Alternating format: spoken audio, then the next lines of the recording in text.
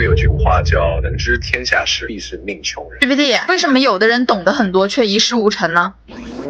中国有句古话叫"能知天下事，必是命穷人"，因为他的灵魂走在了年龄前。很多人常常会思考生命的意义，他们自觉不是乌合之众，也能很快从现象中看到本质，摸清一些社会运转的规则。知道的太多，懂得太多，想要的也就很多，必然失望也越来越多。其实归根到底一句话，他的认知越高，他就会离现实社会越远。很多事情他都一下能看透，所以也就失去了做下去的原动力。我们只用大脑想，说啥都懂，却从不付出行动，感觉自己很聪明，虽然避开很多坑，但也失去了成功的机会。什么都懂的人大多缺乏勇气，缺乏专业能力，缺乏毅力，所以并不是真的懂，这是思想上的自愧是聪明人的弊端。懂得越多越难开始，习惯了思考的天马行空，日行千里，回归现实一看像遥遥无期，等所有的精神蓝图都规划好，是等不到它自己实现，所以你需要花费时间在实践上，这样你的思想才能更进。这种说法触动了您的想法。